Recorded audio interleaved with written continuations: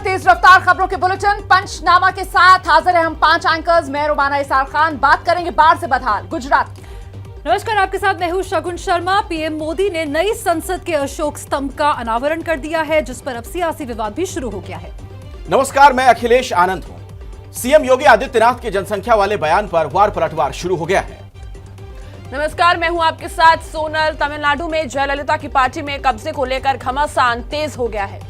नमस्कार, पंचनामा में मैं हूं आपके साथ शीरीन। ये तमाम खबरें होंगी, लेकिन आइए शुरुआत बुलेटिन की करते हैं गुजरात में बादलों के गदर की खबर से। गुजरात के कई शहर पानी में डूब गए हैं। वलसाड का सबसे बुरा हाल है।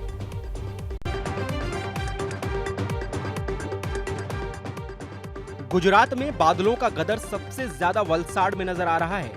ड्रोन कैमरे की तस्वीरें वलसाड के बदहाली की गवाही दे रही हैं। तस्वीरें ऐसी हैं मानो वलसाड में बारिश नहीं, आसमान से आफत बरस रही हो। वलसाड के छिपवाड़ और कैलाश रोड में तो जल प्रलय आ गया है। पानी घरों के पहली मंजिल तक पहुंच गया, तो वहीं छिपवाड़ में हनुमान मंदिर भी जलमग्न हो गया है। लेकिन अभी भी बारिश थमने का नाम नहीं ले रही है। लगातार बारिश के बाद नदियों और बांधों का जल स्तर बढ़ रहा है। मधुबन डैम से करीब 15 लाख क्यूसेक पानी छोड़ा गया है, जिससे दमन गंगा नदी पूरे उफान पर है। बाढ़ के हालात के बीच रेस्क्यू ऑपरेशन शुरू हो चुका है। हिंगलाज माता मंदिर में फंसे 4 लोगों का रेस्क्यू कर सुरक्षित स्थानों पर पहुंचाया गया है।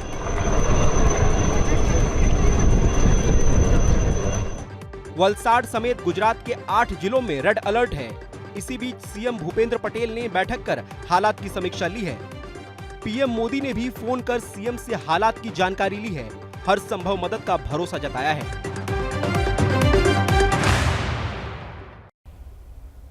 और गुजरात के अहमदाबाद में तो बारिश ने नगर निगम के जितने दावे हैं सबकी पोल खोल के रख दी। भारी बारिश ने अहमदाबाद नगर निगम के दावों की पोल खोल दी है। ये तस्वीरें इसी बात की गवाही दे रही हैं। घर की छत से बनाए इस वीडियो में सिर्फ गाड़ियों की छत नजर आती है। तस्वीरें हैं अहमदाबाद के जीवराज पार्क इलाके की। पुलिस स्टेशन के बाहर जल जमाव ऐसा है कि थाना भी डूब गया। तो वहीं अंडरपास में इतना पानी भर गया कि बस और कार भी डूब जाएं।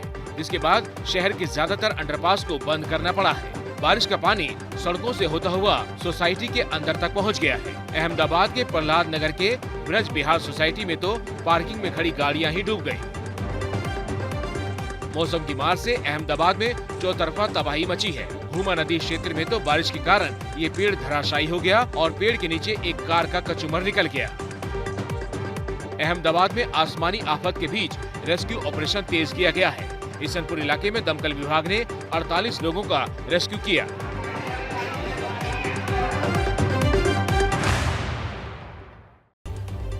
और देखिए, एमपी में भी कुछ ऐसा ही हाल है। एमपी में भी लगातार हो रही बारिश से लोगों का बुरा हाल है। नदियों में आई बाढ़ का पानी अब रिहायशी इलाकों तक पहुंच गया है।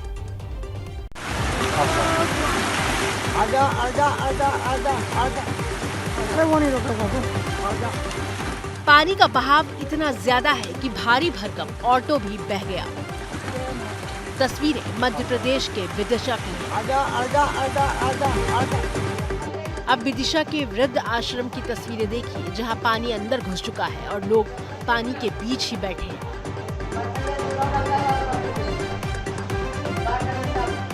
विदिशा में कई इलाकों के हालात यही हैं। घर और दुकानों के अंदर तक पानी प्रवेश कर चुका है। भारी बारिश और जल जमाव की वजह से विदिशा में एक दिन के लिए स्कूल बंद कर दिए गए हैं। मध्य प्रदेश के रायसेन में भी हालात खराब है। रीछन नदी का जल स्तर बढ़ने से रास्ता बंद हो गया और कई गांवों का संपर्क आपस में टूट गया है। रायसेन की हेडगेवार कॉलोनी की इस गली का हाल देखिए, पानी घुटनों के ऊपर तक लगा हुआ है। प्रशासन ने कई इलाकों में एक दिन के लिए स्कूल में छुट्टी का ऐलान कर दिया है।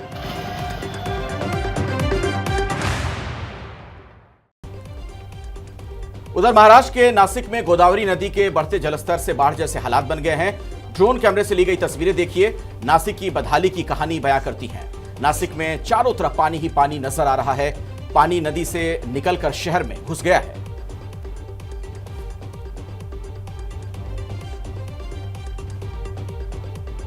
तो देखिए, कर्नाटक के दक्षिण कन्नड़ जिले में कार सवार 2 लोग पानी में बह गए।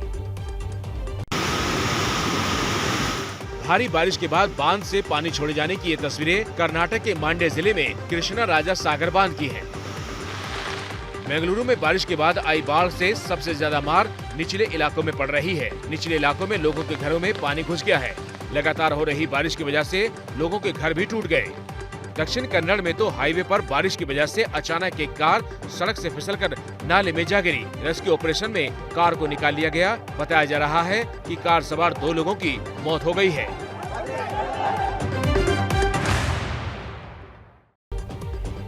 और इस वक्त छत्तीसगढ़ में भी भारी बारिश है, जिस वजह से बस्तर का झरना लबालब भर गया है। छत्तीसगढ़ में कई जिलों में पिछले कुछ दिनों से मूसलाधार बारिश हो रही है, जिससे बस्तर के झरनों में पानी बढ़ गया है। हालांकि प्रकृति की इस खूबसूरती के बीच प्रशासन भी अलर्ट पर है। पिछले 2 साल से कोरोना की वजह से बंद इन झरनों पर इस साल लोगों के आने का सिलसिला शुरू हो गया है। बदलते मौसम और बढ़ते पानी को देखते हुए झरनों के पास पुलिस जवानों की तैनाती की गई है।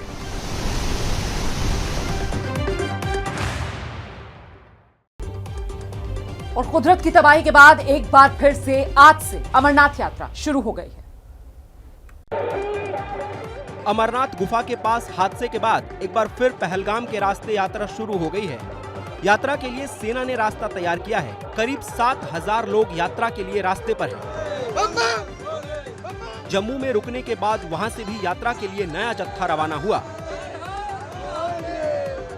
उधर नीलग्राथ बेस कैंप से यात्रियों की हेलीकॉप्टर से यात्रा शुरू कर दी गई है। एक तरफ यात्रा शुरू हुई तो दूसरी तरफ बादल फटने वाली जगह पर आज भी रेस्क्यू ऑपरेशन जारी है। जहां बादल फटा था वहां से मलबा हटाया जा रहा है। अब तक 17 तीर्थ यात्रियों के शव निकाले जा चुके हैं। 40 लोग अब भी लापता हैं। इस प्राकृतिक आपदा में 98 लोग घायल हुए हैं। पीएम मोदी ने आज नई संसद में अशोक स्तंभ का अनावरण किया।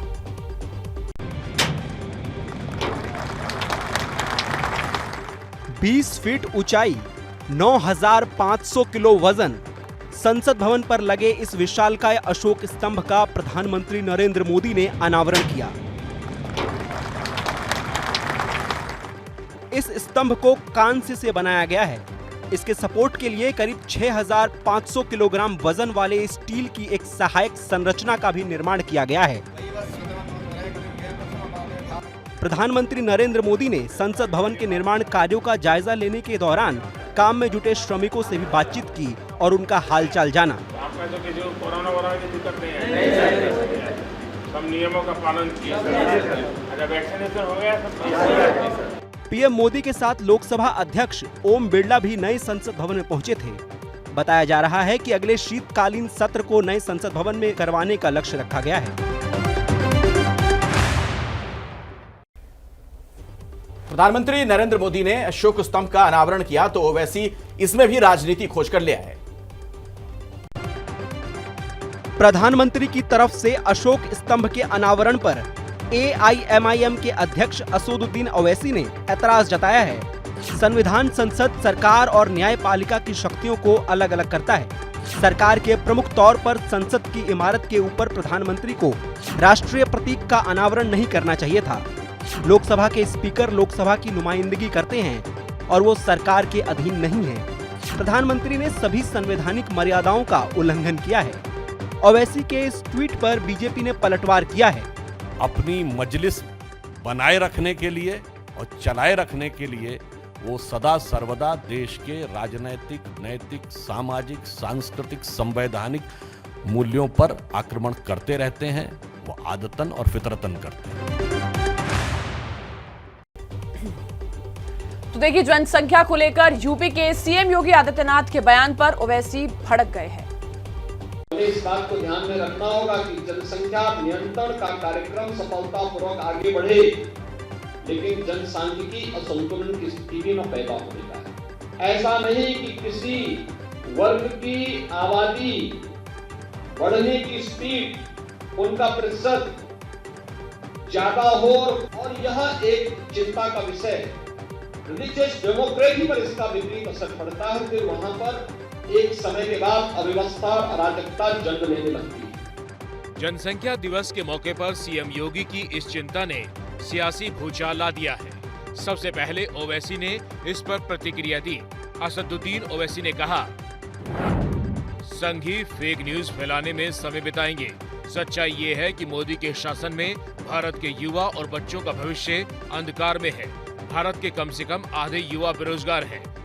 भारत की प्रजनन दर प्रतिस्थापन स्तर से नीचे है। कोई जनसंख्या विस्फोट नहीं है। चिंता एक स्वस्थ और उत्पादक युवा आबादी सुनिश्चित करने की है, जिस पर मोदी सरकार पूरी तरह विफल रही है।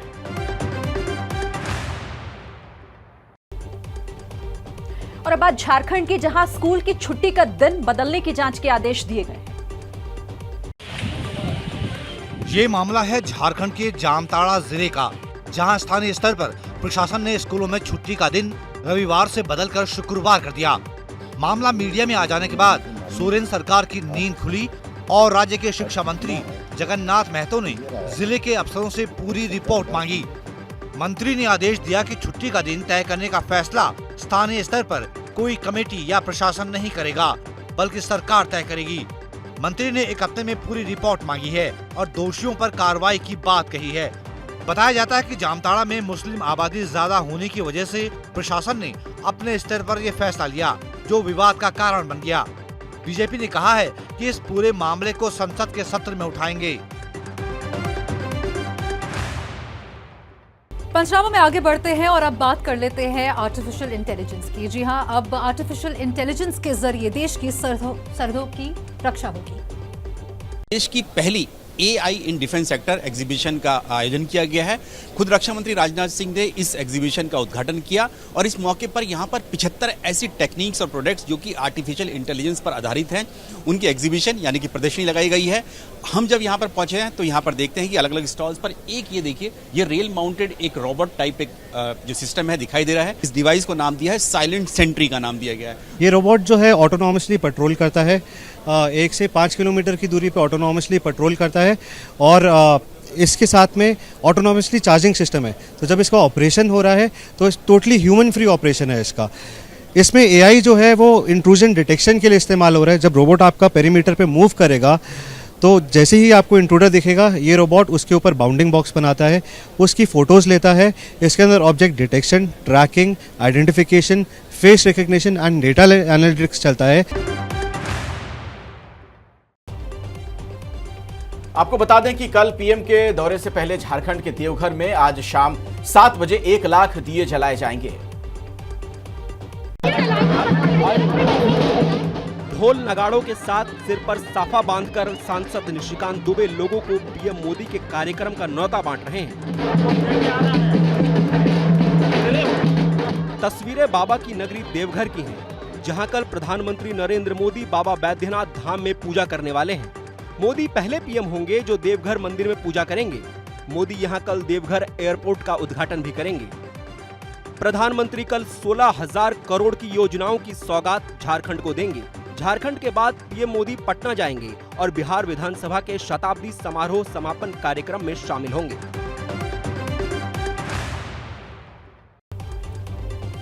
तो देखिए, सुप्रीम कोर्ट ने आज शिंदे और उद्धव दोनों गुटों को राहत दी है।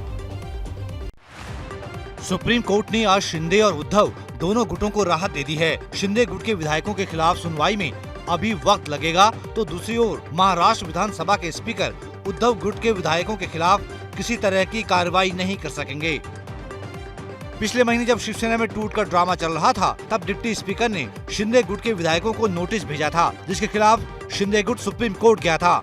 कोर्ट ने आज सुनवाई के लिए तारीख तय की थी। इसी बीच महाराष्ट्र में राजनीतिक समीकरण बदल गया और शिंदे सीएम बन गए, जिसके बाद शिंदे सरकार के बहुमत परीक्षण में उद्धव गुट के शिवसेना विधायकों ने सरकार के खिलाफ वोट किया, जिस पर स्पीकर को फैसला लेना था।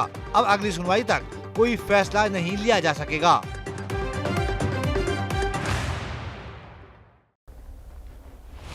और देखिए, भगोड़े विजय माल्या की मुसीबतें आने वाले दिनों में और बढ़ने वाली है।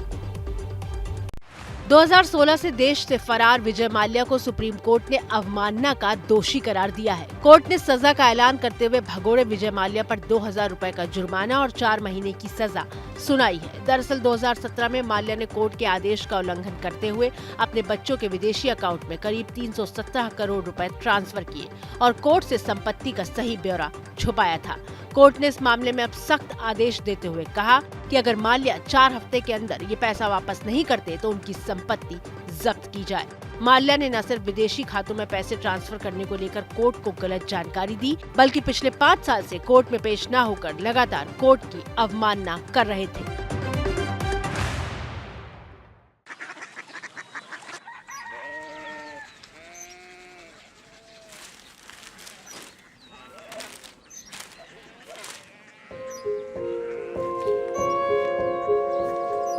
बाबा बाबा Korea city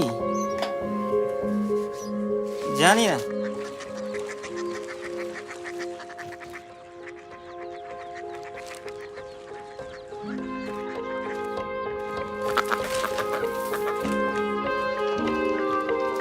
Korea city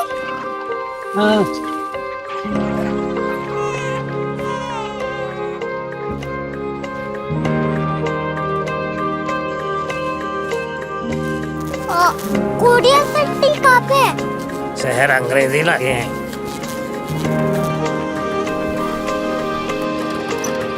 Korea city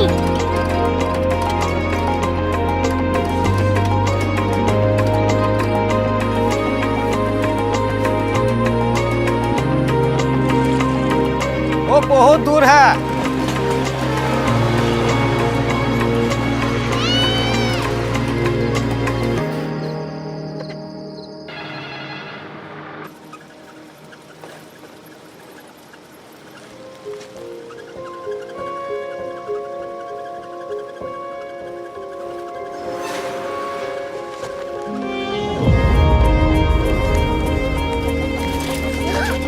Korea city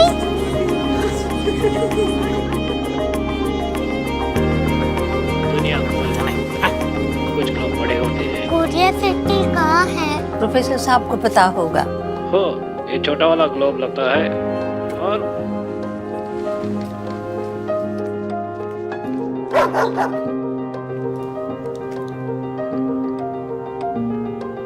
पता नहीं, मेरी बेटी से जाके मिल लो, शायद उसे मालूम हो।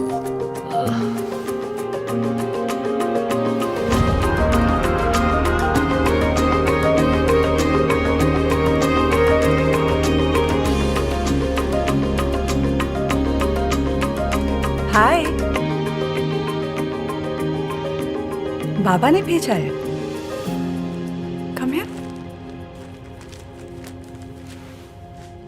कोरिया सिटी कोरिया सिटी नहीं, क्यूरियोसिटी। वो क्या? That's what brought you here? जो तुम्हें यहाँ तक ले आया। क्यूरियोसिटी